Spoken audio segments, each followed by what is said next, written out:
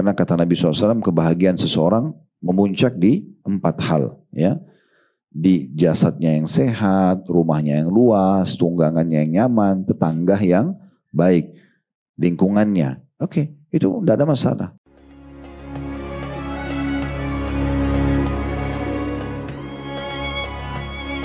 Bismillah, Assalamualaikum warahmatullahi wabarakatuh.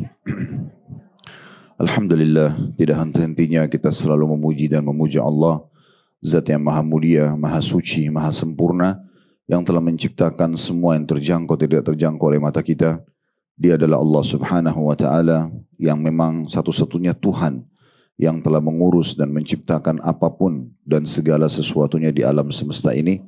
Dan beruntunglah kita karena Allah Subhanahu wa Ta'ala memilih menjadi salah satu orang yang beriman kepadanya. Berapa banyak orang yang akhirnya mengalihkan potensi mengenal Tuhan kepada pohon, pada batu, pada bintang-bintang dan dewa-dewa yang tidak jelas arahnya dan sama sekali tidak ada bukti kalau mereka adalah pencipta. Alhamdulillah atas nikmat ini.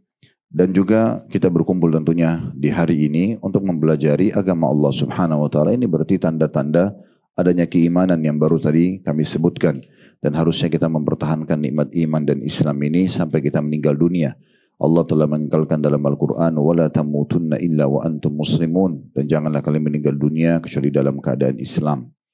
Selanjutnya kita panjatkan salam hormat kita kepada Rasulullah Muhammad SAW, sebagaimana Allah telah perintahkan kita untuk mengucapkan salam hormat tersebut. Seperti biasa kita akan lanjutkan bedah buku kita yang ditulis oleh Dr. Said bin Ali bin Wahab Al-Qahtani, hafidahullah, agar doa dikabulkan, sebab-sebab terkabulkan dan tertolaknya doa berdasarkan Al-Quran dan Sunnah. Dan kita masih dalam adab berdoa tentunya yang sudah kita bahas dari pasal ketiga. Ya. Kita akan melanjutkan, kita berada di pasal keempat tepatnya, adab-adab berdoa, tempat-tempat dan waktu-waktu dikabulkan doa. Dan pembahasan pertama kita adalah adab-adab berdoa. Dan kita masih di adab-adab berdoa ini dan kita akan masuk insya Allah ke adab ke-18-nya. Sedikit mengingatkan 2 poin terakhir yang kita bahas, 16 dan 17. Poin 16 adalah memulai doa untuk diri sendiri apabila doa tersebut untuk orang lain. Berarti setiap kali kita mendoakan orang lain, kita mendahulukan diri kita. Dan kita melibatkan doa itu untuk kita juga. Misal ada orang mengatakan tolong doakan agar saya sembuh dari penyakit atau supaya rezeki saya dimudahkan atau yang lainnya, maka semua itu kita hubungkan dengan diri kita juga. Misalnya kita mengatakan ya Allah selamatkan juga hamba-Mu dari penyakit yang telah Engkau ujikan kepada orang ini misalnya. Bukakan rezeki buat saya sebagaimana juga orang ini berharap rezekinya dibukakan dan seterusnya. Ini sudah kita panjang lebar jelaskan pada pertemuan yang lalu. Kemudian adab ke-17 yaitu tidak berlebihan atau melampaui batas dalam berdoa. Dalam arti kata, di situ ada dinukil perkataan Ibnu Sa'ad radhiyallahu anhu. Beliau mengatakan bahwasanya ayahku Sa'ad bin Abi Waqqas, saya mendengar beliau berdoa, ya Allah saya memohon surga kepada Sa'ad ini bin Abi Waqqas berkata, Ibnu Sa'ad anaknya mengatakan, ayah saya mendengar saya berdoa. Jadi Sa'ad bin Abi Waqqas sahabat Nabi mendengarkan anaknya berdoa. Dalam doa itu dia mengatakan, ya Allah saya memohon surga kepadamu dan nikmat-nikmatnya, keindahannya, begitu dan begini. Dan saya memohon perlindungan kepadamu dari api neraka, rantai besinya, belenggunya dan begini dan juga begini. Maka ayahku Sa'ad berkata, wahai anakku, sungguhnya aku mendengar Rasulullah SAW bersabda, saya kunu qaumun ya'taduna fid du'a, maka akan datang satu masa nanti kaum yang melampaui batas dalam berdoa. Jadi jangan sampai kamu termasuk dari mereka. Jika kamu diberi surga, maka kamu akan diberikan surga dan segala nikmatnya. Dan jika kamu dihindarkan dari azab neraka, maka kamu akan dihindarkan dari neraka dan segala azabnya. Ini sudah panjang lebar kita jelaskan ya. Kalau kita hubungkan dengan masalah minta jodoh saja yang terbaik menurut Allah, gak usah dirincikan. Kalau minta rezeki yang terbaik menurut Allah, gak usah dirincikan. Ya, sebab perincian ini itu akan membatasi apa yang sebenarnya bisa kita dapatkan lebih luas dan lebih baik dari Allah Subhanahu wa Ta'ala. Baik, kita akan masuk sekarang ke adab ke-18, taubat dan mengembalikan hak orang yang diambil secara zalim. Ini termasuk poin yang tidak kalah penting yang harus kita fahami ya. Berapa banyak orang yang mengatakan, Ustaz saya sudah sekian lama berdoa tapi saya belum lihat ijabahnya. Salah satunya ternyata masih ada banyak sangkutan orang pada diri dia. Nah ini menjadi penyebab terhalangnya doa itu. Ya, makanya kita harus betul-betul introspeksi diri, mengingat, merenung, kira-kira ada nggak sih hak-hak orang yang belum kita kasih ya. Apakah gaji pegawai, apakah utang yang masih tergantung dan sengaja kita tunda-tunda, atau janji, kita pernah menjanjikan sesuatu pada orang dan ternyata kita punya kemampuan untuk memenuhinya. Serta juga kita belum membatalkan janji tersebut. Nah ini semuanya selama bukan maksiat kepada Allah, ini adalah hak-hak orang lain. Ya. Jadi harus juga dijadikan sebagai salah satu adab agar doa kita bisa diterima adalah segera bertaubat dan mengembalikan hak orang lain. Nah berhubungan dengan manusia ini, ada hadis Nabi SAW sebelum kita masuk ke hadis yang diangkat oleh penulis, ada hadis yang lain di mana Nabi SAW mengatakan nanti di hari kiamat, di timbangan amal, semua buku-buku yang tercatat pelanggaran yang merupakan haknya Allah, itu masih bisa Allah maafkan. Karena Allah itu maha pengampun, maha penyayang. Tapi memang masih diistilahkan tahta masyiah, di bawah naungan dan keinginan Allah. Insya azabahu wa insya ghafaralah. Kalau Allah mau maafkan, Allah maafkan. Kalau Allah mau hukum, maka Allah hukum. Tetapi tetap masih berada di bawah rahmat Allah.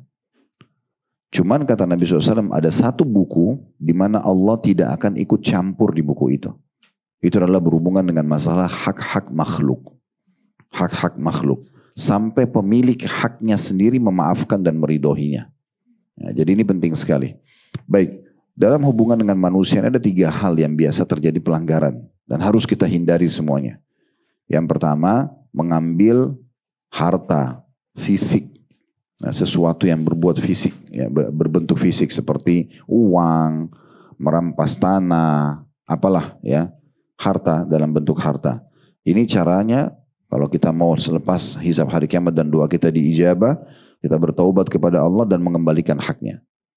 Apapun sifatnya, pernah kita ambil pulpennya teman, pernah kita apalah ya, makanan tanpa izin, semua ini masuk dalam masalah istilah mengambil yang bukan hak kita. Jadi caranya supaya misalnya Ustaz saya sudah lupa umur saya sudah 30, 40, 50 tahun sekarang bagaimana? Ya berdoa sama Allah. Minta kepada Allah, ya Allah tolong ingatkan kalau masih ada hak-hak hambamu yang belum ya aku tunaikan maka mudahkanlah. Nah, terus kita jadikan sebagai doa kita supaya kita jangan meninggal dunia sementara masih bergantung. Karena urusannya berat di hari kiamat. Urusannya berat ya. Kalau hanya haknya Allah, Allah masih bisa memaafkan. Tapi hak manusia ini berbeda. Manusia bisa saja menuntut. Dan yang jadi masalah di akhirat tidak bisa lagi negosiasi dengan uang. Tidak bisa negosiasi dengan permintaan maaf. Makanya Nabi SAW bersabda dalam hadis yang lain. Kalau seseorang yang terakhir punya masalah dengan saudaranya di dunia, selesaikanlah. Sebelum datang hari tidak ada manfaatnya dirham dan dinar. Tidak bisa lagi negosiasi dengan uang. Maka para sahabat mengatakan, ya Rasulullah, lalu dengan apa di sana? Kata Nabi SAW, amal solehmu atau dosa-dosa dia. Jadi dibayar dengan sholat kita, dengan puasa kita, dengan zakat kita. Kalau itu cukup, ya sudah. Tapi kalau tidak cukup, maka dosa-dosa yang pernah dia lakukan, ya itu akan ditimpakan kepada kita dan kita akan menanggungnya di neraka. Maka ini sesuatu yang berat. Lebih baik kita sedikit tebal muka di dunia, meminta maaf gitu ya. Biasanya ada orang malu, ya, atau mungkin dia gengsi. Maka ini hal yang kebodohan. Sementara memang dia tahu ada haknya orang lain. Yang itu. Jadi datang, dia minta maaf, dia minta keridoannya, dia kembalikan barangnya. Kalau dia orang itu mengatakan, sudahlah saya sudah maafin ya, barang yang pernah kamu ambil, utang yang belum kamu bayar misalnya gitu ya. Oke, selesai. Yang kedua adalah perusakan citra. Nah ini sering terjadi seperti orang gibah, gosipin orang ya. Ini ibu-ibu hati-hati ya. Kalau teman-teman sudah mulai masuk ke ranah bicarain orang, udah tinggalin aja. Jangan ikut-ikutan ya. Karena ini seperti menu. Kalau kita lagi duduk ngobrol sama orang, kemudian ada orang yang melempar sebuah menu pembicaraan, sama di restoran dikasih menu makanan. Mulailah jadi pilihan dan berkembang kemana-mana. Ingat, ghibah itu berbicara tentang aib yang ada pada diri seseorang. Dasarnya ada pada dia. Ya, itu ghibah namanya.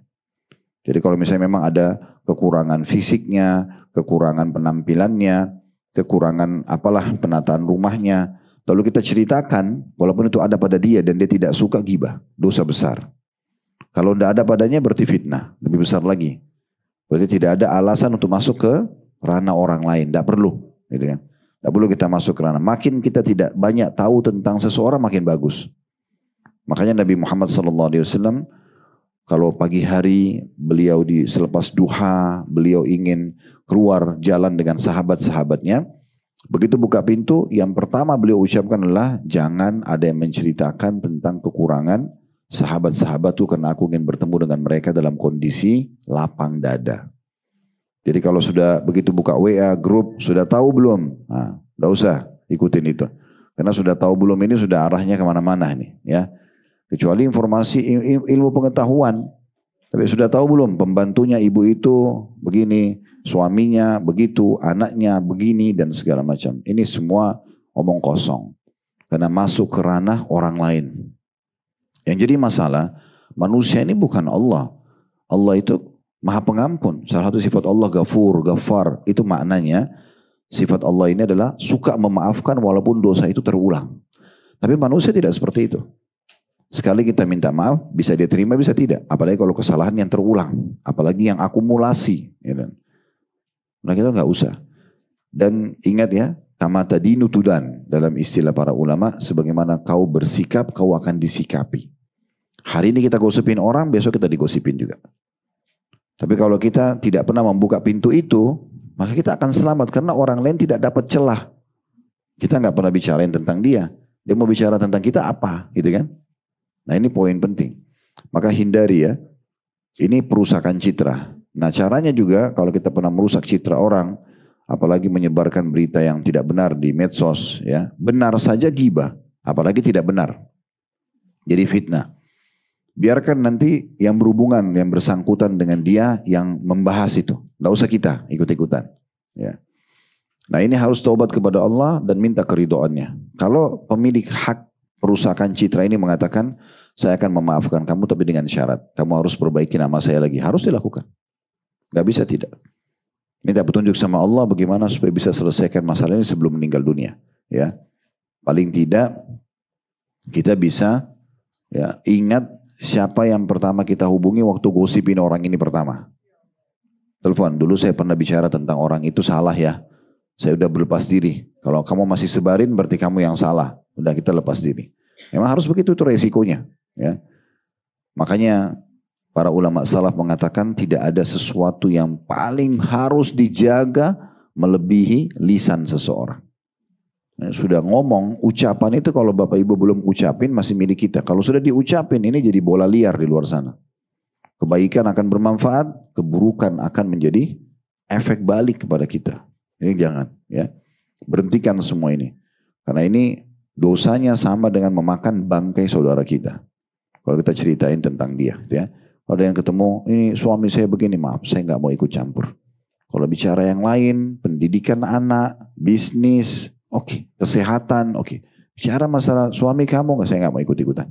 Bicara tentang pembantu kamu, saya ikut. Untuk apa urusan kita? Nggak ada urusan. Untuk apa kita masuk ke situ? Apalagi ibu-ibu terbawa perasaan. Nanti kalau temannya nangis, oh memang suami kamu itu. Nah ini jadi masalah. Padahal dia tidak tahu, mungkin temannya yang salah. Ya. Apalagi kalau orang itu pandai bersandiwara, nah ini masalah ini. Ya. Jadi hati-hati, perusakan citra bagian daripada hal yang ada tuntutannya hari kiamat. Jadi jangan pernah masuk ke ranah itu. Ya. Mau nonton sesuatu di media, sesuatu yang bermanfaat. Ingat, edukasi, ilmu pengetahuan, kesehatan, ya, ilmu pengetahuan alam, perkembangan teknologi, banyak sekali yang bisa kita ambil manfaatnya. Ilmu-ilmu agama, ya. Itu pun secara substansial masih banyak cabangnya lagi tuh. Ilmu teknologi itu banyak cabang bahasannya, ilmu agama banyak cabang, banyak sekali yang kita bisa pelajari. Yang ketiga adalah ini adalah menyakiti fisik. Seperti orang pernah menampar, orang pernah memukul.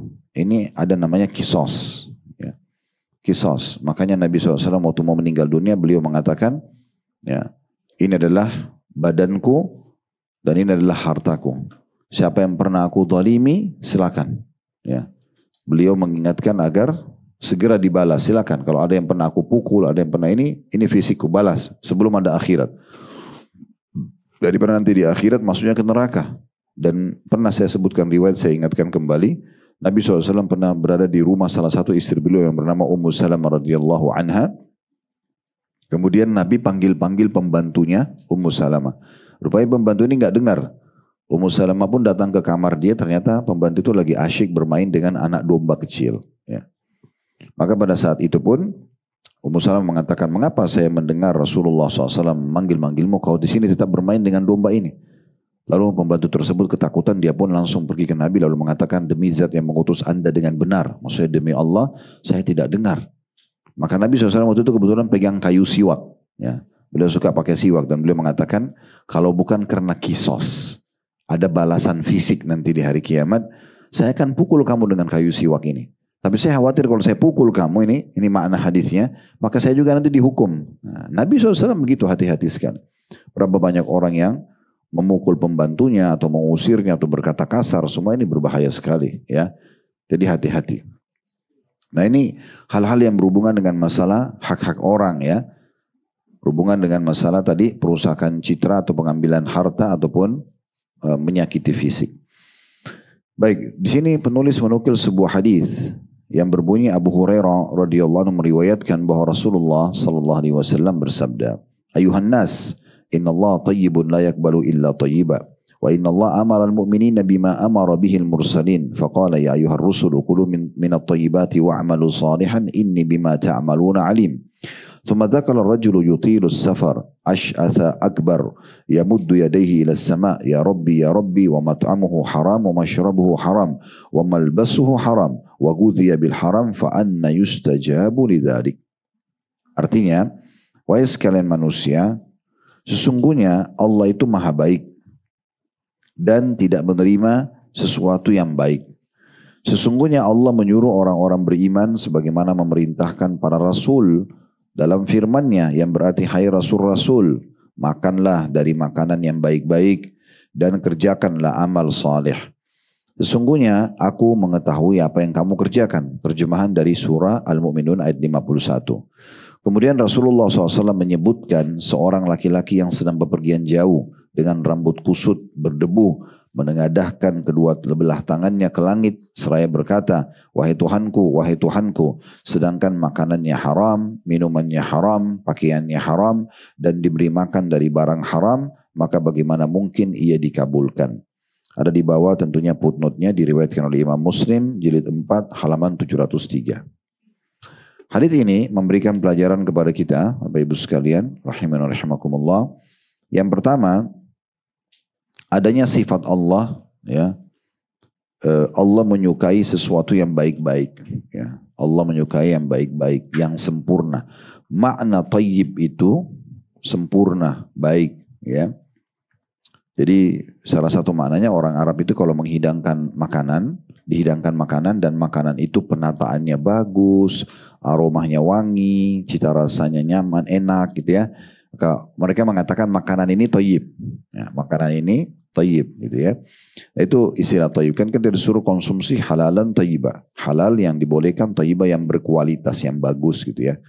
Makanya di sini Nabi SAW mengatakan, hai sekalian manusia, innallaha thayyib, Allah itu sempurna, gitu ya. Allah itu suci, la yaqbalu illa thayyibah. Nah, dia tidak terima kecuali yang suci. Jadi pastikan semua apa yang kita lakukan semuanya sempurna, semaksimal mungkin mengikuti syarat-syarat dan rukun-rukunnya, gitu ya. Sholatnya, berdoanya, berzikirnya, baca Qur'annya, puasa dan seterusnya, semuanya harus sempurna mengikuti. Kalau tidak, Allah tidak akan terima. Ya, salah satu anggota wudu aja tidak sempurna, maka tidak sah wudunya, tidak sah sholatnya. Di salah satu rakaat sholat kita melakukan pelanggaran sholat, mengeluarkan angin misalnya atau apa saja, maka tidak bisa, tidak diterima, harus diulangi, dan seterusnya. Nah, semua ini harus kita teliti, dan ini berarti menandakan memang orang-orang beriman dianjurkan untuk mencapai tingkat itu. Ada kadang-kadang bahasa yang mengatakan tidak ada manusia yang sempurna. Satu sisi benar bahasa ini, Karena yang sempurna adalah Allah. Tapi sisi lain ini jangan ditarik kepada aktivitas kita. Karena sebenarnya kita bisa melakukan kegiatan aktivitas sempurna. Bukankah ibu-ibu bisa masak sempurna? Bisa. Bumbunya pas, takarannya pas, rasanya enak. Kalau enggak, banyak restoran yang tidak laku. Bukankah kita bisa memilih pakaian yang pas, kualitasnya bagus, bisa sempurna. Bisa kita menata rumah sempurna, bisa, bukan tidak bisa gitu kan. Jadi jangan ditarik makna daripada tidak ada manusia yang sempurna. Ini maksudnya memang sifat sempurna yang utuh adalah milik Allah, itu ditarik kepada aktivitas kita. Sehingga selalu saja kita merasa ya sudah cukup dengan ini. Padahal sebenarnya bisa kita mengupgrade diri kita lebih baik dari sebelumnya gitu ya. Jadi perlu diperhatikan. Apapun Bapak Ibu sekalian butuh maintenance, butuh perawatan. Bahkan ibu-ibu kadang-kadang cuma tahu perawatan kulitnya, tubuhnya. Padahal sebenarnya semua butuh maintenance. Rumah dibeli butuh maintenance. Mobil dibeli, kendaraan butuh maintenance. Pakaian kita butuh maintenance. Hubungan kita dengan Allah butuh maintenance. Hubungan dengan manusia butuh maintenance. Ini perawatannya penting. Dari semua sisi. Sehingga semuanya terjaga dengan baik. Ada orang kadang-kadang berhujah, ya sudahlah, wajarlah mobil ini digantikan sudah 5 tahun. Padahal sebenarnya kalau dia rawat tidak perlu. Masih bisa dipakai dan bagus. Terbukti dijual second masih bisa laku. Beda kalau kita mau menikmati nikmat Allah itu berbeda. Tapi kadang-kadang ada orang memang trader membiarkan semua rusak. Dan Allah juga akan tanya semua itu pada hari kiamat. Kan sudah saya kasih, kenapa kok digini dan gitu ya. Kita harus jeli dalam masalah-masalah seperti ini. Baik, ini adalah makna atau potongan faedah pertama dari hadis, makna daripada thayyibah. Allah itu sempurna. Dan kita sudah jelaskan bagaimana kita harus mengarah ke sana. Kemudian pelajaran yang kedua, pentingnya seorang muslim makan makanan dan minum minuman yang merupakan sumber energi harian dia digunakan untuk ketaatan. Makanya di sini diambil potongan sabda Nabi SAW dan wa inna Allah amara al-mu'mina bima amara bihil mursalin. Sungguhnya Allah telah memerintahkan orang-orang beriman kepadanya sebagaimana diperintahkan para nabi-nabi. Apa perintahnya? Al-Mu'minun ayat 51 tadi, ya ayyuhar rusulu kulu minat thayyibati wa amalus salihah. Hai para rasul, makanlah yang baik-baik dan beramal salihlah. Maksudnya makan dan minum, istirahat, semua ini digunakan untuk ketaatan, bukan untuk kemaksiatan, ya. Ini pelajaran kedua yang bisa diambil dari ayat ini atau dari hadis ini. Pelajaran yang ketiga, sia-sianya doa ya, seseorang kalau dia masih punya sangkutan dengan orang lain. Yang dimaksud dengan orang yang melakukan perjalanan jauh, rambutnya berdebu, ya, di situ dikatakan ya. Di situ di dalam hadis ada orang yang melakukan perjalanan jauh, rambutnya kusut, berdebu. Lalu dia menengadahkan, mengangkat kedua belah tangannya ke langit dan mengatakan ya Tuhanku, sedangkan makanannya haram. Kenapa makanan haram? Karena diambil dari yang bukan haknya. Kan haram itu karena dia ambil yang bukan haknya. Banyak sisi haram ya. Haram itu bukan hanya sekedar oh ini babi haram, bapak ibu beli lalu makan. Itu satu sisi haram. Haram juga walaupun itu makanan halal, ayam, kambing, sapi, tapi bapak ibu ambil yang bukan haknya, haram juga namanya. Haram juga kalau Anda makan bangkai, ya, ayam tapi bangkai tidak sempat disembelih. Atau kambing atau sapi yang ditabrak kendaraan mati, dijual. Ini juga jadi haram. Jadi sisi haram itu banyak sekali. Bukan hanya oh ini babi haram lalu kita makan berarti itu haram. Ya itu salah satunya, tapi banyak sekali sumber-sumber haram. Di antaranya di sini dia tidak diterima doanya orang ini karena makanannya haram. Bisa saja karena dia tahu haram dia makan, atau dia mengambil dan memakan yang bukan haknya. Ya. Ini penting sekali. Saya lupa saya pernah sampaikan kisah ayahnya Abu Hanifah atau belum di majelis kita ini. Tapi saya coba mengingatkan kembali. Kalaupun sudah pernah maka ini sekedar menambah keimanan kita ini ya. Ada satu orang yang terkenal dengan kesolehannya ya. Seingat saya namanya Nu'man. Orang ini lewat di depan di pinggir jalan ada kebun apel. Kemudian dia menemukan ada satu apel jatuh di jalan. Nah, karena dia lihat apel itu ranum sekali dan jatuh di jalan, maka dia pun mengambil apel itu dan dia sempat menggigitnya. Karena umumnya apel atau buah yang jatuh di jalan itu hukumnya kembali kepada hukum umum. asal, ya. Kalau buah-buahan ya, ada pohonnya jatuh. Bukan handphone orang, bukan dompet orang, ini bukan, ya. Ada ibu dan bapak punya pohon mangga, mangganya ada yang menjulang keluar, buahnya di luar itu, umumnya sih itu sudah jadi hak orang jalan, gitu kan. Walaupun adabnya minta izin, ya. Tetapi di sini, pada saat dia gigit, keimanannya berbicara dengan dirinya sendiri. Ini halal gak? Walaupun baru satu gigit. Maka dia mengetuk pintu gerbang kebun apel itu, lalu dia berkata, saya tadi menemukan ada apel jatuh di sini dan saya makan, saya sempat gigit, tapi kok tiba-tiba saya ketakutan nih. Anda halalkan gak? Ternyata yang buka pintu gerbang itu mengatakan, saya bukan pemilik kebun. Ini ya milik seseorang. Jaraknya dari sini 3 hari rumahnya. Saya cuma petugas sini, penjaga kebun saja. Kalau kamu mau minta kehalalannya, ya silakan temuin orang itu. Saya nggak bisa ambil keputusan. Maka orang ini jalan 3 hari. Sambil bawa apel yang tadi itu, dan sudah sampai rusak. Tanya sana, tanya sini, ketemu orangnya. Apakah Anda pemilik kebun yang ada di kota ini, kota itu? Dia bilang iya. Oke. Dia bilang ada cerita saya mau sampaikan, bisa ya. 3 hari yang lalu saya sempat lewat di depan kebun Anda. Saya temukan ada apel yang jatuh. Saya ambil dan saya gigit. Tapi baru 1 gigitan.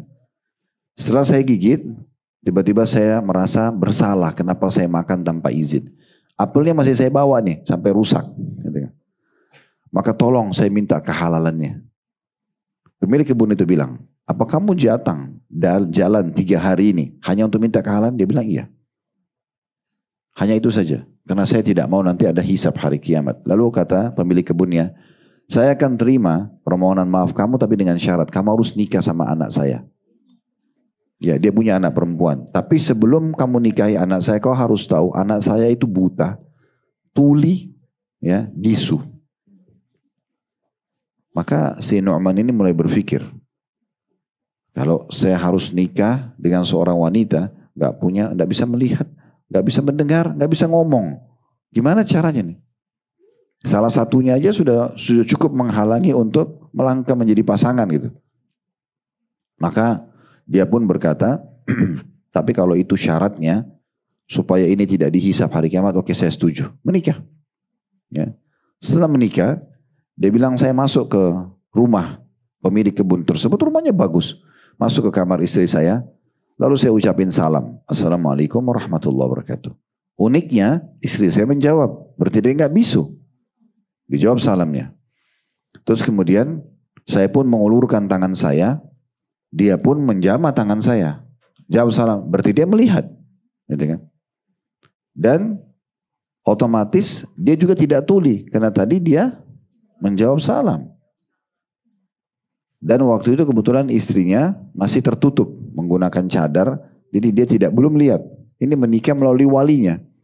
Dan dia nikah ini karena syarat tadi, ya, dihalalkan segigit apel, ya, yang dia takut dihisap hari kiamat. Maka dia pun berkata pada istrinya, saya ingin tanya satu hal. Tadi waktu ayahmu memberikan syarat untuk saya nikahi kamu, dia bilang, tapi anak saya buta, tuli, bisu. Tapi tadi saya salam, kamu jawab. Berarti kamu tidak bisu. Dan kau juga tidak tuli karena kau dengar. Saya tadi ulurkan tangan, kamu jamah tangan saya. Berarti kamu melihat. Bagaimana saya memahami ini? Dia bilang, ayah saya benar. Mata saya buta dari semua yang Allah haramkan. Saya ini nggak pernah keluar rumah, di rumah terus. Jadi saya nggak pernah kelayapan sana sini melihat yang haram. Telinga saya nggak pernah dengar yang haram, lisan saya nggak pernah ucapin yang haram. Gitu. Maka kata Nu'man, saya pun bahagia sekali karena pernikahan itu. Dan setelah saya membuka tutup wajahnya, saya temukan dia wanita yang paling cantik yang pernah saya temui. Dari pernikahan yang berkah ini, lahirlah salah satu imam madhab, Abu Hanifah rahimahullah. Jadi ini cerita tentang ayah Abu Hanifah. Kesolehannya itu luar biasa, terwariskan pada anak-anaknya gitu ya. Nah seperti itu gambarannya. Jadi kita harus faham benar-benar, harus hati-hati. Ini kepekaan dia tidak mau makan yang haram. Saya pernah dapat sebuah cerita dinukil di media. Ada satu imam masjid di Inggris, di kota London, dia naik bus dan ternyata ada kelebihan, ada uang cuma 1 sen atau kecil sekali yang harus dia kembalikan ke supir. Tapi dia cerita, dia bilang, saya sempat berpikir, ini kan dalam jiwa, ini kan nilainya kecil. Kalau mungkin kita 100 rupiah, 500 rupiah, kayak nggak ada nilainya. Ya udahlah, saya nggak usah kembalikan ke orang ini, toh juga kecil. Tapi dalam hatinya bergejolak juga, tapi kan ini bukan hak saya. Udah saya kembalikan aja. Apa yang terjadi? Dia pada saat kembalikan ke supir tersebut, supir itu langsung ucapin syahadat depan dia. Dia orang non-muslim. Kata imam ini, kenapa engkau syahadat? Dia bilang selama ini saya cuma dengar umat Islam itu jujur. Sekarang saya mau buktikan, saya tahu anda imam masjid. Saya ingin tes apakah anda jujur atau tidak. Kata imamnya, maha suci Allah, subhanallah. Kalau tadi saya tidak kembalikan gak jadi Islam orang ini. Tapi karena dia hati-hati sekali, ini bukan hak saya dikembalikan, penyebab hidayahnya orang. Kan begitu. Jadi kita harus hati-hati. Jangan sampai ada hal-hal yang haram masuk ini. Ingat saya tadi rincikan ya. Haram bisa karena itu haram, babi, kita tahu kita makan. Atau haknya orang lain, kita ambil. Ya, ini juga haram. Atau memakan yang tadinya halal Allah haramkan kayak bangkai. Nah itu semua masuk di situ. Makanya hati-hati. Para salafus saleh mengatakan, saya tidak akan atau kami tidak akan pernah memasukkan makanan ke mulut kami kecuali sudah kami tahu ini sumbernya halal atau tidak. Abu Bakar radhiyallahu anhu pernah punya seorang budak, kemudian bekerja setiap hari untuk menghormati budak tersebut. Sekarang sudah tidak ada perbudakan, di masa itu ada ya. Maka kalau dia bawa makanan, Abu Bakar makan bersama-sama. Satu hari pernah dia pulang bawa makanan, Abu Bakar tidak tanya dari mana, lupa gitu ya. Kemudian makanlah Abu Bakar dengan orang itu. Lalu orang itu mengatakan, apakah anda tahu dari mana sumber ini? Dia bilang, Abu Bakar bilang, saya tidak tahu. Dari mana sumbernya? Dia bilang ini dari, ya, dulu di masa jahiliyah saya pernah pura-pura jadi dukun. Ya. Bukan jadi dukun, sudah dukun pura-pura lagi gitu ya. Jadi sudah buruk sekali gitu. Dan orang yang saya kebetulan sampaikan apa yang dia tanya, itu betul terjadi. Cuma nebak-nebak aja. Sekarang setelah masuk Islam ini dia bayar upah itu. Maka Abu Bakar berdiri mengorek tenggorokannya lalu memuntahkan itu. Nabi Muhammad SAW pernah masuk ke dalam rumah. Beliau temukan di sebelah ranjangnya tempat tidur beliau ada kurma, 1 butir. Lalu beliau makan kurma itu. Malam itu Nabi SAW tidak bisa tidur. Istrinya menanyakan, ada apa ya Rasulullah? Tidak seperti biasanya, Anda tidak tenang. Kata beliau, tadi saya temukan ada 1 butir kurma di dekat ranjang, saya memakannya. Saya khawatir kalau itu adalah kurma sedekah. Nabi SAW kan kalau Bapak Ibu sudah tahu, alhamdulillah. Kalau belum tahu, Nabi tidak menerima sedekah. Nabi nggak terima sedekah. Beliau dan keluarganya tidak boleh terima sedekah. Ya. Tapi kalau hadiah beliau terima. Ya, jadi beliau tidak menerima sedekah. Nah ini contohnya, jadi kepekaan sekali bagaimana harus hati-hati. Imam Ahmad rahimahullah pernah ditanya tentang makna hadis. Tentu tidak asing hadis ini ya. Dalam tubuh manusia ada segumpal darah. Kalau dia baik, baik semua tubuh. Kalau dia rusak, rusak semua tubuh. Itu adalah hati manusia. Waktu ditanya, bagaimana menjaga hati dan melunakkannya? Beliau mengatakan, dari makanan halal. Mulai dari situ dulu. Ya. Siapapun di antara kita yang sedang menghadapi permasalahan hidup, coba cek sumber pendapatannya. Sudah halal atau tidak. Karena kadang-kadang kita tidak sadar ternyata sumbernya dari situ. Ya. Nah ini salah satu hal yang perlu dititik beratkan berhubungan dengan masalah ini. Ya tentu kisah-kisah yang kayak tadi itu banyak sekali. Ya banyak sekali kisah bagaimana orang-orang soleh terdahulu meninggalkan yang haram. Akhirnya Allah subhanahu wa ta'ala menggantikan dengan hal yang jauh lebih baik. Jadi dikatakan karena bagaimana diterima doanya sementara makanannya haram, minumannya haram, pakaiannya juga haram. Biasanya 1 paket ya. Orang kalau sudah punya income haram, maka dia masih makan dari situ, dia minum dari situ, dia beli pakaian dari situ. Ini 1 paket biasanya. Nah ini mungkin sudah umum kita bisa tahu. Sekarang yang kita tambahkan adalah dan diberi makan dari barang haram. Ini tolong digaris bawahi. Diberi makan dari haram. Kalau ada seseorang sumber income-nya haram dan dia berikan kita makan, ini nggak boleh dimakan. Karena makna hadis diberi makan termasuk dia dikasih oleh orang. Kecuali kita tidak tahu. Secara umum ya, ada tetangga yang ngirim makanan misalnya, lalu kita dikasih kita nggak tahu hukumnya kembali hukum umum ya. jadi halal. Tetapi kalau kita tahu maka nggak boleh. Ya. Karena ini semua jadi penyebab ditolaknya doa. Maka dikatakan bagaimana mungkin ia dikabulkan. Artinya selama itu masih ada tidak akan diterima doanya. Nah ini ada hubungannya dengan hak-haknya orang lain. Tadi ya sudah kita jelaskan dari makanan, dari minuman yang haram. Ya. Jadi hati-hati sekali ya. Saya juga berbagi poin penting untuk menjaga adabnya. Teman-teman sekalian kita kalau bertamu di rumah orang ya. Yang dipersilahkan makan itu yang kita makan. Supaya jelas kehalalannya. Jangan langsung nyelonong rumah orang, buka toples, makan, ambil ini, ambil itu tanpa izin. Bisa saja tuan rumahnya tidak mau. Misalnya tidak mengizinkannya gitu ya. Atau kita sedang bertamu ke rumah orang, ya, menginap di rumah keluarga, belum tentu semuanya diizinkan sama dia. Mungkin itu makanan khusus dia beli buat dia misalnya, contoh. Jadi harus ada kepekaan dalam masalah-masalah seperti ini. Jadi harus hati-hati sekali. Toh juga alhamdulillah kita punya kapasitas ya. Saya pernah jelaskan itu. Mulut kita kapasitasnya 1 sendok nasi, 2 sendok udah penuh mulut kita. Ya. Nggak bisa ngomong kadang-kadang kalau sudah lebih dari itu. Tenggorokan juga hanya bisa menelan dulu, baru kemudian kita kunyah lagi. Hikmah Allah SWT, kapasitas usus kita ada kapasitasnya. Sepiring makan, 2 piring sudah cukup. Kita nggak bisa lebih dari itu. Ya. Contohnya. Berarti kan ada kapasitas. Lalu apa yang mau dikejar? Dari memperbanyak harta yang haram atau makanan dan sumber minuman dan juga pakaian yang haram. Tidak ada manfaatnya. Badan kita ini cuma butuh 1 lembar baju, 2 lembar maksimal. Pakaian dalam sama pakaian luar. Mau ditambah mungkin orang kalau dingin jaket, oke. Tapi nggak ada orang pakai 10 lembar baju. Contoh, kita punya sepatu atau sendal, 1 pasang.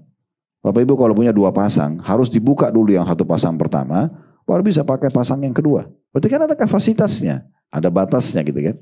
Apa yang mau dikejar dengan 10 sepatu, 20 sepatu? Mobil kita pakai 1. Orang kalau punya 10 mobil, misal, maka dia harus menggilir mobil tersebut, nanti hari ke-11 baru kembali ke mobil yang pertama. Ini sering saya nasihatin pengusaha-pengusaha muda muslim, karena saya lihat hampir sama tanda kutip penyakitnya ke situ ya. Begitu punya income, salah satu yang dilakukan adalah koleksi. Banyak koleksinya, koleksi kendaraan, koleksi jam tangan, koleksi ini. Kalau dipakai nggak ada masalah, tapi kalau nggak dipakai ini untuk apa? Allah akan tanya nanti hari kiamat gitu ya.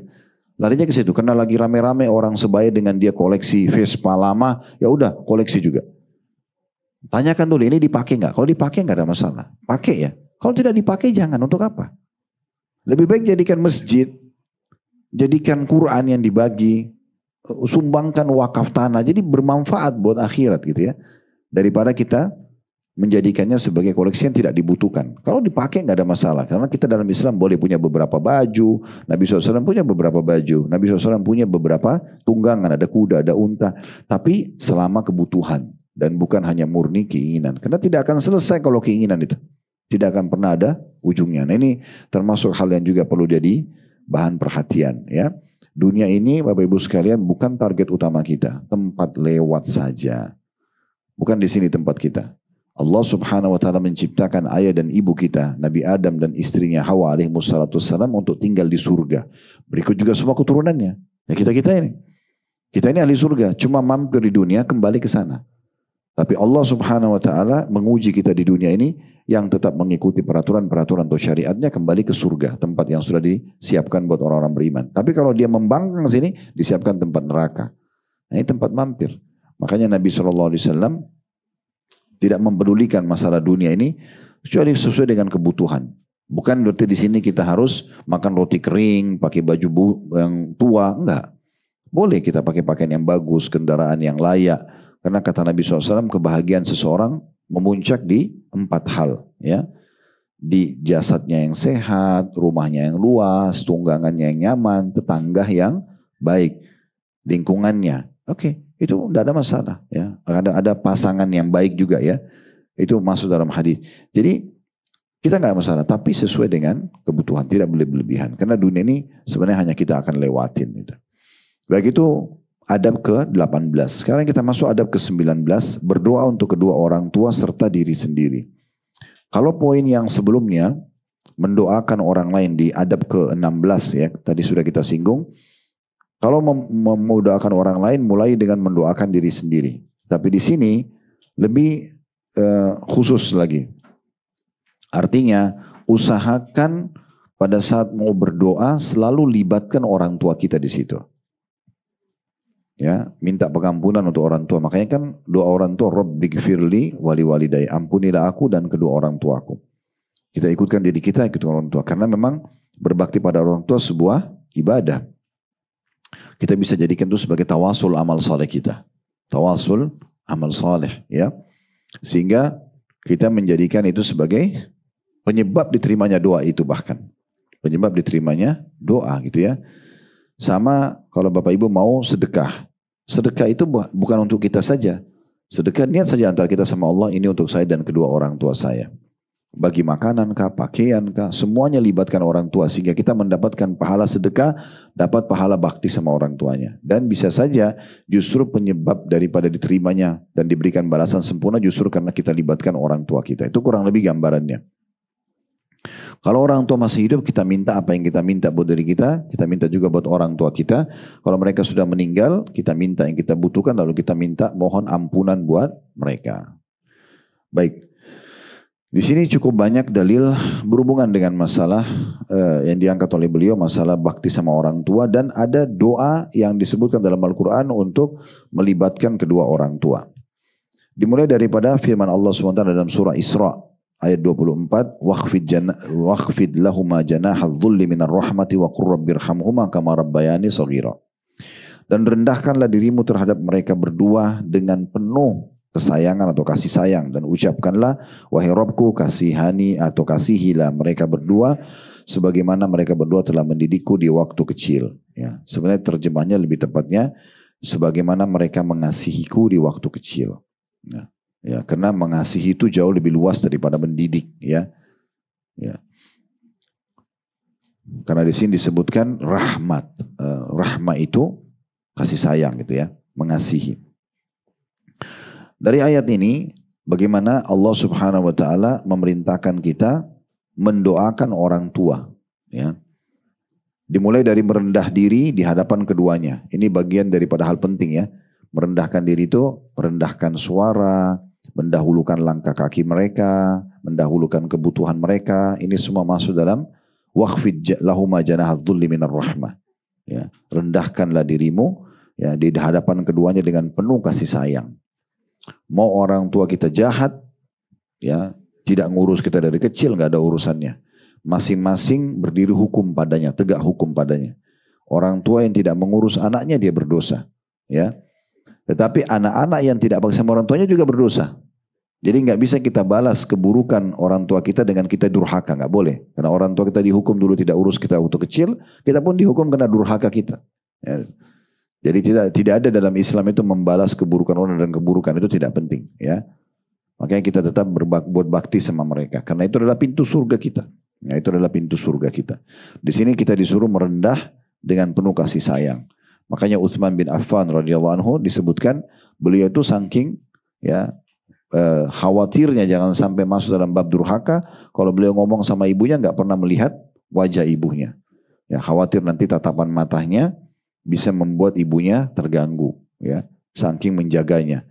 Para salafus salih nukil bagaimana bakti mereka tidak mengangkat suara lebih dari suara orang tuanya, tidak memotong perkataan mereka kalau lagi ngomong gitu kan, mendahulukan mereka dari semua manusia di muka bumi ini. Berapa banyak orang di antara kita, semoga Allah berikan hidayah, kalau temannya yang ngobrol sama dia mau 1 jam pun dilayani, apalagi sahabatnya. Tapi kalau sudah ibunya yang telepon atau ayahnya, udah ya saya buru-buru ibu, buru-buru ayah misalnya. Padahal sebenarnya ini yang harus didahulukan. Berapa banyak orang yang mudik ke kampung pada saat lebaran, ibunya sama ayahnya sudah nunggu, rindu sama anaknya sudah sekian tahun tidak ketemu karena kerja di Jakarta misalnya. Tapi ternyata begitu ketemu baru 15 menit sudah langsung tinggalkan orang tuanya dari pagi sampai malam, sibuk dengan teman-temannya dan lingkungannya. Orang tuanya sudah nunggu, makanannya nggak dimakan, ayahnya mungkin mau mendengar kisahnya. Ini semua termasuk hal yang harus diperhatikan, ya. Sudah cukup banyak tentunya kisah-kisah yang kita sampaikan berhubungan dengan masalah bakti sama orang tua, tapi ada banyak hal yang orang tidak sadari, ternyata orang tua ini termasuk ya solusi daripada permasalahan yang sedang kita hadapi. Dinukil sebuah kisah ada orang yang sudah divonis akan dipenjara di Saudi, di Riyadh waktu itu. Kisah nyatanya. Dan dibuat sertifikat palsu. Ya, seakan-akan, jadi surat dia, rumah dan tanah itu diambil oleh seseorang, dibuat sertifikat palsu. Dan tidak cukup di situ. Orang yang jahat ini juga menuduh dia membuat sertifikat palsu. Jadi sudah dipalsukan sertifikat dia, dan itu pengadilan membenarkan sertifikat yang palsu itu, plus yang ini nuntut lagi, orang yang jahat ini nuntut lagi, kalau yang di sana itu palsu loh, maka harus dipenjara. Dan dia kena batunya, sudah hilang hartanya, dia pun akan dipenjara. Terus dia nggak tahu harus buat apa lagi, keputusan tinggal 1 jam pengadilan akan diputuskan, akhirnya dia bingung dia harus buat apa, Allah ilhamkan ke dia, ada keinginan telepon kepada salah satu ulama di sana. Terus setelah telepon, lalu dia katakan, Syekh terjadi begini dan begitu. Syekh itu kalau kita kayak kiai atau ustadz. Maka syekhnya mengatakan, kau masih punya orang tua yang hidup? Dia bilang, iya ada. Tinggal ibu saya. Tinggal 1 kota nggak? Iya sama. Baik. Sekarang kamu masih bisa keluar dari pengadilan? Masih bisa. Keluar sekarang, cari restoran terbaik. Yang kamu bisa dapat antara pengadilan dengan rumah ibumu. Belikan dan makan siang sama ibumu. Kata orang ini, Syekh 1 jam lagi saya bisa dipenjara ini sekian tahun. Mana ada waktu nih untuk beli makanan, untuk duduk sama ibu. Syekh bilang, kalau kau mau dengar saya, saran saya lakukan itu. Itu saja. Maka dia karena tidak ada pilihan, dia pergi. Dia beli makanan, dia pergi makan sama ibunya. Gitu ya. Tanpa dia ceritakan permasalahannya. 1/2 jam kemudian, dia ditelepon oleh pihak pengadilan dengan hikmah Allah. Ini waktu yang sangat pendek, 1/2 jam. 1 jam lagi dia akan divonis. 1/2 jam setelah dia keluar dari pengadilan dan lagi makan sama ibunya, dia ditelepon oleh pihak pengadilan. Ternyata orang yang membuat sertifikat palsu ini itu dibongkar oleh orang lain. Kedoknya dia sudah banyak melakukan kriminal yang sama. Dan akhirnya orang itu yang divonis akan ditangkap, bahkan dipenjara seumur hidup karena sudah banyak korbannya. Dan terbukti orang ini selamat. Akhirnya hartanya kembali, dia pun tidak jadi dipenjara gitu kan. Lalu dia telepon syekhnya, dia bilang, Syekh, Assalamualaikum. Alhamdulillah, permasalahan saya selesai. Terjadi begini dan begitu, keajaiban. Kata syekhnya, kira-kira menurut kamu apa sebabnya? Dia bilang, demi Allah ya Syekh, karena doa ibu saya. Waktu saya duduk sama ibu saya, dia kaget karena saya belum pernah menemani makan siang sama-sama karena kesibukan. Sekarang tiba-tiba makan, ibu saya cuma bilang sambil dia menikmati makanan tersebut saking gembiranya, semoga semua urusanmu mudah nak, semoga kau selamat dari mara bahaya. Hanya itu saja. Tapi dia bilang saya tidak cerita permasalahan saya. Dengan itu selesai urusannya. Dulu mungkin sebagian kisah dari sebagian salaf, mereka pergi ke medan jihad berperang, dan pada saat mereka lagi terhimpit, lagi dikepung oleh musuh dan sepertinya sudah akan meninggal dunia semuanya, tiba-tiba panglima perangnya mengatakan, Allahu Akbar, bantuan sudah datang. Ayo kita lawan musuh. Maka prajurit-prajuritnya pikir, semua benar, bantuan sudah datang. Maka mereka jadi semangat melawan musuh sampai mereka menang. Yang tadinya sudah tidak masuk akal, mereka terhimpit di tengah-tengah lokasi peperangan. Dari semua penjuru datang musuhnya. Maka akhirnya mereka menang. Setelah menang, prajuritnya mengatakan pada panglima perangnya, tadi Anda bilang bantuan datang, tidak ada bantuan ini. Prajurit-prajurit ini saja yang ada. Dia bilang, saya yakin bantuan datang karena sebelum saya ke medan perang, saya sudah bilang sama ibu dan ayah saya, tolong doakan saya agar diberikan kemenangan. Dan saya yakin mereka mendoakan saya. Karena itu bantuan datang. Dan betul Allah berikan kemenangan. Jadi jangan pernah anggap remeh keberadaan mereka. Selama mereka masih ada, maka maksimalkan. Setiap hari, telepon, tanya kabarnya, penuhi kebutuhannya, gitu kan, minta doanya, ya, lakukan semua itu. Mumpung masih hidup. Anda masih punya orang tua hidup ini harus maksimal. Kami sudah meninggal orang tuanya, gitu kan. Maka ini harus kita perhatikan baik-baik. Nah, bagaimana kalau orang tua sudah meninggal, berbakti pada, saya sudah jelaskan itu ya. Kalau pengganti ayah adalah saudara ayah, bahasa Arabnya am, ya, karena ada 2 istilah paman, ya, ada am, ada khal, ya. Tapi kalau kita mau ada penisbatannya pada diri kita, kalau am paman saja dari ayah, kalau khal paman dari ibu, gitu ya. Jadi beda. Biasanya kan di Indonesia kita pukul rata tuh semua paman, semua kita panggil. Nah ini ada bedanya. Tapi kalau kita mau mengatakan pamanku, baru kita bilang ammi atau khali, ya. Nah dari 2 paman ini, yang pengganti ayah adalah saudaranya ayah. Makanya saya pernah sarankan agar kita membiasakan anak-anak kita memanggil dengan istilah ini. paman mereka dari ayahnya panggil Ami semuanya. Contoh Ahmad, maka dipanggil Ami Ahmad, Ami Yusuf, dipanggil. Itu berarti anak ini jadi faham ini adalah pamannya dari ayahnya. Kalau dari ibunya Khal, misalnya namanya Musa, Khal Musa atau Khali Musa, itu dibiasakan. Sebenarnya karena ada hubungannya dengan masalah bab bakti sama orang tua. Nah kalau ibu, kalau tante ya, tante dari ayah, bahasa Arabnya ammatun. Ya. Biasa kita bilang ammati. Ya. Misal contoh Anda punya tante saudarinya ayah Anda. Khadijah namanya misalnya. Anda bilang ammati Khadijah. Kalau saudari ibu, khala. Khalatun kalau dinisbatkan kita bilang khalati. Misalnya kita punya tante dari ibu namanya Aisyah. Kita mengatakan khalati Aisyah misalnya. Nah kalau dari dua tante ini pengganti ibu adalah saudarinya ibu. Jadi kita kejar mereka ya semasa masih hidup. Saya misalnya ayah saya sudah meninggal rahimahullah. Maka saya mencari ayah saudaranya. Dan alhamdulillah masih ada dua saudaranya yang hidup. Maka saya fokus ke mereka berdua sebagai pengganti. Ya, begitu juga dengan ibu, alhamdulillah masih ada saudarinya satu-satunya yang hidup ya di Jawa Timur, maka saya selalu coba berusaha telepon, minta didoakan, minta dimaafkan kalau ada kesalahan, walaupun sebenarnya kita tidak buat salah. Makanya Ali bin Abi Thalib radhiyallahu anhu itu disebutkan dalam sebuah athar, beliau suka sekali duduk di dekat kakinya Abbas radhiyallahu anhu, paman Nabi dan sekaligus pamannya dia, gitu kan? Karena ayahnya Ali itu adalah Abu Thalib. Saudaranya Abu Thalib Abbas, berarti ini paman. Nah, Nabi Muhammad SAW ayahnya Abdullah, ya, dan Abdullah ini saudaranya Abbas. Maka Ali dan Nabi Muhammad SAW dua-duanya paman mereka adalah sama, Abbas. Maka Ali karena Abu Thalib sudah meninggal, ya, maka dia pun selalu datang ke dekat pahanya Abbas sambil mengatakan, wahai paman, ridholah padaku, maafkanlah aku, hampir setiap hari. Karena itu pengganti orang tuanya.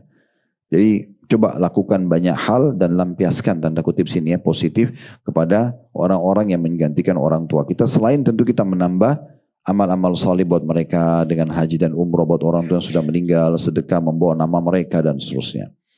Kemudian yang kedua adalah surah Ibrahim ayat 41 yang berbunyi Rabbana gfirli wa liwalidayya wa lil mu'minina yauma yaqumul hisab. Ya Rabb kami, ampunilah diriku, kedua ibu dan bapakku, dan sekalian orang-orang beriman pada hari terjadinya hisab. Di sini kita bisa mendapatkan 3 manfaat doa dengan ini ya. Mendoakan diri kita sendiri, karena kita mengatakan, ya Allah ampunilah aku.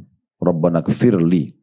Kemudian wali walidayya, ini mendapatkan manfaat bakti pada orang tua. Memohon ampun buat mereka dan kita dapat pahala bakti. Kemudian walil mu'minin, dan orang-orang beriman. Ada sebuah riwayat yang berbunyi, tidak ada seorang muslim yang mendoakan muslim yang lain kecuali dia akan mendapatkan pahala dari setiap muslim 1 pahala. Ini pernah kami berbagi di awal-awal kita bahas buku doa kita ya. Jadi usahakan selipkan di setiap doa kita, Allahumma gfir lil muslimina wal muslimat wal mu'minina wal mu'minat al ahya' minhum wal amwat. Ini penting. Ya Allah maafkanlah orang mukmin laki-laki dan mukminah perempuan, orang muslim laki-laki dan muslim perempuan, dan yang hidup dan juga sudah meninggal. Kalau jumlah mereka miliaran orang, kita dapat miliaran doa, pahala dari doa ini. Kemudian selanjutnya dalil yang terakhir diangkat oleh beliau surah Nuh ayat 28 yang berbunyi Rabbighfirli wa liwalidayya wa liman dakhala baitiya mu'minan walil mu'minina wal mu'minati wa la tazididz zalimina illa tabara. Nabi Nuh berdoa mengatakan, ya Allah ampunilah aku, ibu bapakku, orang yang masuk rumahku dengan beriman dan semua orang-orang yang beriman laki-laki dan perempuan, dan janganlah engkau tambahkan bagi orang-orang yang zalim selain kebinasaan. Saksi bahasan kita, Nabi Nuh pun berdoa untuk kedua orang tuanya. Ya. Jadi ada 3 doa itu yang kami sarankan, atau 4 doa jangan pernah ditinggalkan. Setiap doa. Doa yang sangat masyhur, Rabbana atina fid dunya hasanah wa fil akhirati hasanah wa qina adzabannar. Ini artinya, ya Allah berikan aku yang terbaik di dunia, yang terbaik di akhirat. Dari semuanya, makanan, minuman, pergaulan, pendapatan itu masuk dalamnya. Dan kebaikan juga di akhirat, dan selamatkan aku dari api neraka, gitu ya. Kalau mau lebih sempurna seperti doa tawaf, wa adkhilnal jannata ma'al abrar, masukkan kami ke dalam surga dengan orang-orang yang patuh, ya Aziz ya Ghaffar, wa Izzat yang maha mulia dan maha pengampun, ya Rabbal Alamin, Tuhan alam semesta. Yang kedua tadi, Allahumma gfir lil muslimina wal muslimat sampai akhir. Yang ketiga, Rabbi gfirli, wali walidayya warhamhuma kama rabbayani shaghira, karena sudah kita bahas tadi ya. Jadi kita dapat pahala doa, juga kita memberikan hadiah doa pada orang tua kita agar diampuni, dan kita dapat pahala baktinya. Yang terakhir ini adalah kita memohon sebuah doa yang luar biasa ini. Yang kata Nabi SAW, ya, waktu seseorang mengatakan, ya Rasulullah ajarkan saya doa-doa gitu ya. Maknanya kurang lebih seperti itu, kata Nabi SAW, maukah aku ajarkan kepadamu doa yang mencakup semua yang pernah beliau baca, Nabi SAW baca. Maka diajarkanlah, Allahumma inni as'aluka khaira ma sa'alaka minhu nabiyuka wa abduka Muhammadin sallallahu alaihi wasallam. Pernah Anda tulis di kelas kita ini dulu ya.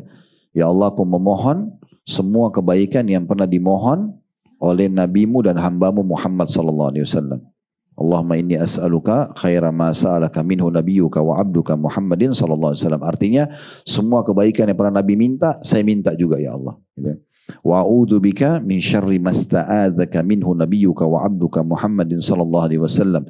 Dan aku berlindung ya Allah dari semua keburukan yang pernah nabimu dan hambamu Muhammad SAW berlindung darinya. Wa antal musta'an, engkaulah tempat kami yang meminta pertolongan, wa alaikal balak, dan dari sisi mula penerimaan doa-doa tersebut. Nah, ini yang dimaksud dengan doa-doa. Tentu doa cukup banyak, tapi ini diantara doa-doa yang kami anggap doa yang terbaik ya, atau doa yang merupakan pamungkas lah ya, supaya kita bisa menjaganya. Allahu a'lam.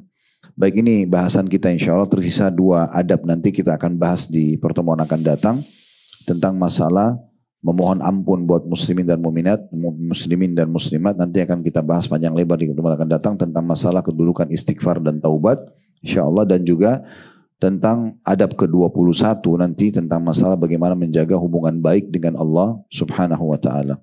Cukup sampai sini dulu. Kalau ada benar dari Allah silakan diambil dan diamalkan. Kalau ada salah dari saya beristighfar kepada Allah Subhanahu wa taala. Subhanakallahumma bihamdika asyhadu an la ilaha illa anta astaghfiruka wa atubu ilaik. Wassalamualaikum